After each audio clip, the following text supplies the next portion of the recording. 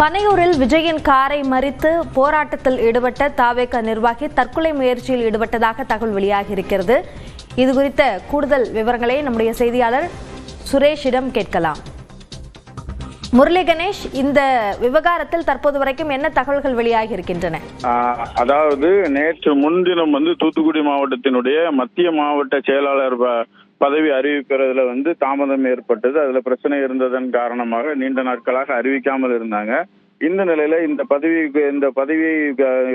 பதவிக்காக பலர் போராட்டம் நடத்தி வந்தக்கூடிய நிலையில தூத்துக்குடியை சேர்ந்த அஜிதா ஆக்னல் என்பவர் கடந்த 2 ஆண்டுகளாக தூத்துக்குடியில கட்சி பணியானது செய்து வந்திருந்தார்.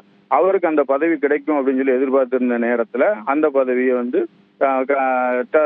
டிவிக்கில் இருக்கக்கூடிய சாம்ராஜ் என்பவருக்கு இந்த பதவியானது வழங்கப்பட்டது. இதனைத் தொடர்ந்து இவர் தனக்கு பதவி வேணும்னு சொல்லி விஜய் தாவேக தலைவர் விஜயனுடைய காரை மறித்து போராட்டத்தில் ஈடுபட்டார். தொடர்ந்து அங்கே இருந்து முற்றுகை போராட்டத்தில் ஈடுபட்டிருந்தாரு. பின்னர் இதனை தொடர்ந்து போராட்டத்தை கைவிட்டு தூத்துக்குடிக்கு வந்திருந்தாரு. இந்த நிலையில இன்று அவர் வீட்டின் அருகில் இருக்கக்கூடிய ஒரு மருத்துவமனையில் அனுமதிக்கப்பட்டிருந்தாரு. இது தொடர்பாக நாம அவங்க குடும்பத்தினரை தொடர்பு கொண்டு கேட்டபோது அவங்க 3 நாளா சரியா சாப்பிட முடியல, ரொம்ப டிப்ரெஷன்ல இருந்ததுனால அவங்களுக்கு பிரஷர் லோவா இருக்குது, அதனால மருத்துவமனையில சிகிச்சைக்காக சேர்த்திருக்கோம் அப்படிங்கிற மாதிரி சொல்லியிருந்தாங்க.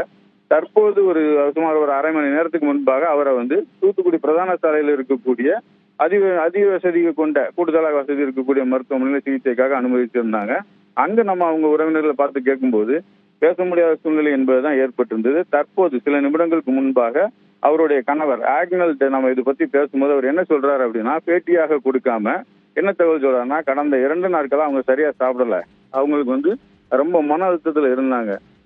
நேற்று காலையில இன்னைக்கு காலையில எந்திரிச்சதுல இருந்து இந்த மாதிரி எண்ணியை பார்த்து திமுகவினுடைய திமுகவின் கைக்கூலின்னு சொல்லிட்டாங்க அப்படின்னு சொல்லி ஒரு மன அழுத்தத்துல இருந்ததாகவும், அதனை தொடர்ந்து சில நிமிடங்கள்ல இவங்க வீட்டுல இருந்த ஒரு 15 தூக்க மாத்திரை எடுத்து அவங்க சாப்பிட்டுட்டாங்க. அந்த இதுல அவங்களுக்கு ஒரு மாதிரி ஆயிடுச்சு.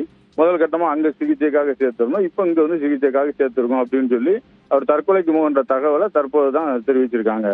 சிவரஞ்சனி, விரிவான விவரங்களுக்கு நன்றி முரளி கணேஷ்.